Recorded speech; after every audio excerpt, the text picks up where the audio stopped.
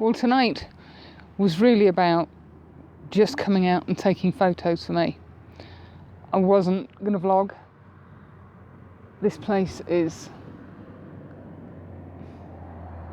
mind-blowing. We got a little bit of colour. There's very, very slight breeze. The limestone peaks of the Dolomite mountain range. I'm not certain, but I think that is Tresim Lavareda, maybe. And this is Lago di Aronzo.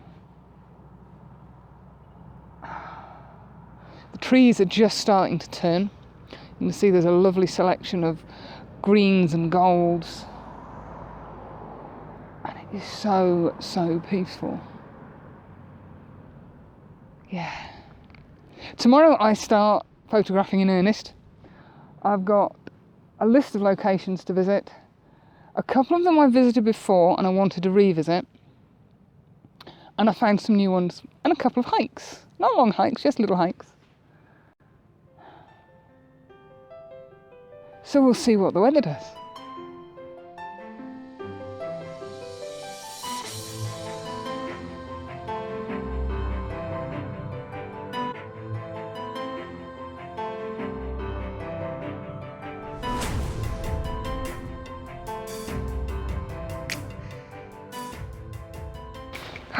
Good morning, everybody. Well, I'm yet again somewhere that I'm really not sure that I should be. It's a bit dark. Let me see if I can get some light on the subject. Oh, that's a bit better. Well, I've made the drive up to Refugio Aronzo in the Tresim Lavarado National Park, and I'm not entirely sure I should be here. I looked for somewhere to pay and there wasn't anywhere, so I just drove up. Worry about it when I go down. But the reason I've come up, look at that. Most amazing cloud inversion.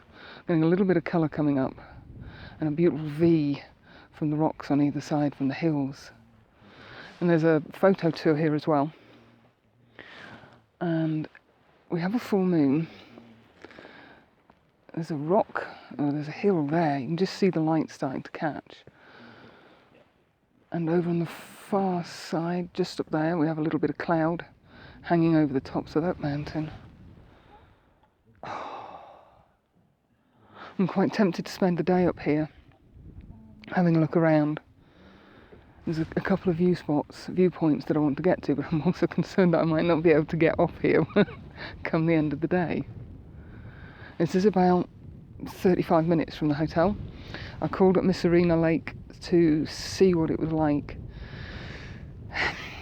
There was just too much of a ripple on the water. And I'm here for 5-6 days, so not too much of a hurry. So I've set up with the 17 to 55. I'm at f13. I'm getting about 13 seconds. ISO 100. At the moment, all I have in is a 0.6 soft grad. And I'm zoomed into about 25mm.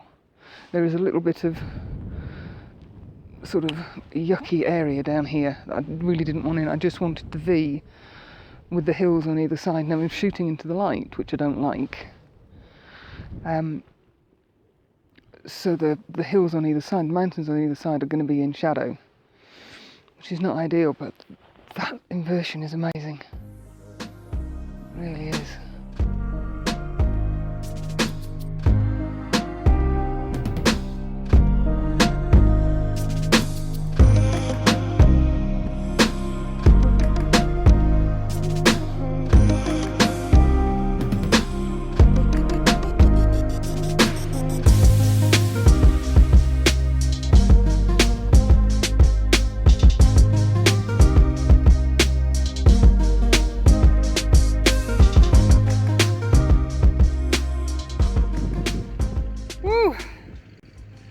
It's been a worthwhile morning. I think I'm up here for the day.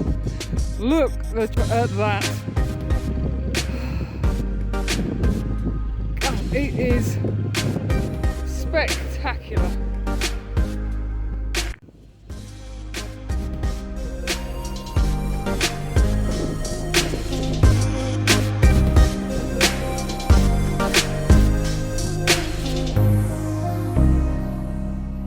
Well, the light has now gone, the sunrise is finished, but if you look behind me,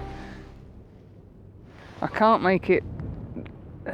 Ooh, yeah, there you go. You can. The inversion is still hanging on. We've got really big, blocky, heavy clouds now. I think I can see a sunbow or a rainbow. You'll not make it out on here. Just there. It's too faint to see on here, but it's actually like a little rainbow. Whew. Right, what am I doing? Right, I've got the big guns out. I've got the 70-200 on. And just at the bottom of this hill, the sun is just starting to come through and illuminate that. So I've kind of been working on that as a bit of an abstract with a view to turning it mono, and I think it's actually worked quite well. I was shooting at, about 85 to 90 mil on the 70-200. I'm not shooting with any filters, and oops, a daisy. Let's have a look at the last one. 10th of a second, 100 ISO and f14, and it darkens everything, but just picks out that slither of light.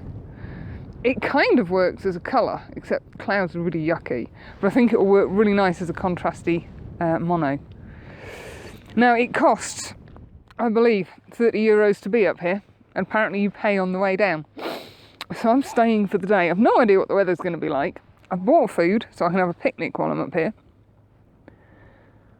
That inversion is just spectacular. So yes, I'm going to pack up, wander back up to the car, have a bite to eat, and then go for a wander. As I say, I've no idea what the weather's doing today. I've bought waterproofs, so if it rains I won't get too wet. But there's an hour and maybe 2 hour, 3 hour walks around here that I thought I would have a look at whilst I'm up here. There's some nice refugios, there's a couple of nice little churches. So yeah, it's a case of exploring and getting some exercise while I'm up here. Breakfast time.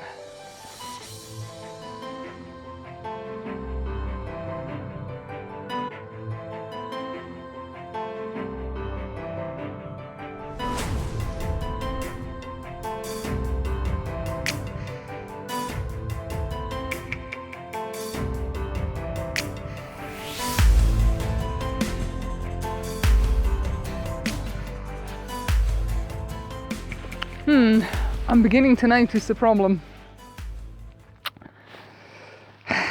There's too many things to point a camera up here. But on a serious note, if you're thinking of coming to the Dolomites, then I really wouldn't bother. I really wouldn't. I mean, there's nothing to see. You know, it's all fairly kind of average stuff.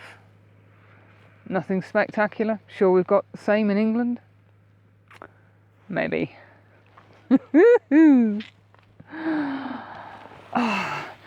Down there, sorry I'm spinning you around again, underneath that cloud inversion, did I mention we'd had a cloud inversion this morning? Down there is Lago di Misurina, and that is hanging around for ages, and I've been using the long lens.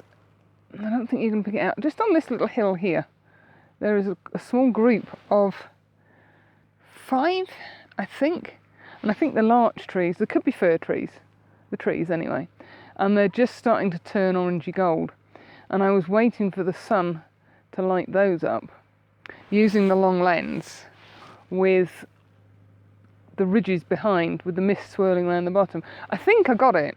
I'm not convinced it's going to work in colour, which is annoying because those trees really pop, but I'm kind of shooting into the light, which isn't helping the situation, but it certainly should work as a mono.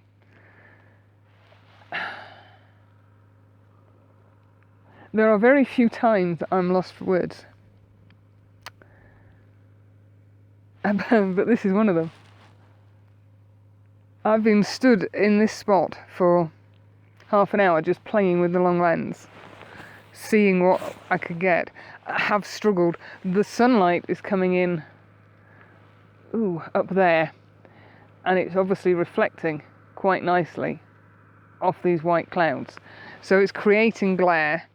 It looks harsh, which is why I think it needs to be mono. But where we were this morning, that's the refugio, and that's the little area where you can stand and look out. And just round the corner is a massive car park for camper vans. I think I worked out it'd take me 2 days to get here. The only slight drawback is obviously Maddie's steering wheel's on the wrong side for over here, which could make life interesting. I don't have a problem remembering to drive on the left over here because the steering wheel is next to the centre of the road. It could get a little bit confusing with the steering wheel on the other side. Yeah, I can see me ending up in all sorts of other, but I am seriously going to have to look into hiring a camper van over here, because what a place to wake up to. And apart from the generator, which is the refugios, and the bird song, it's so peaceful. Right, I'm going to pack up and try and move on. I seem to be stopping every 5 minutes.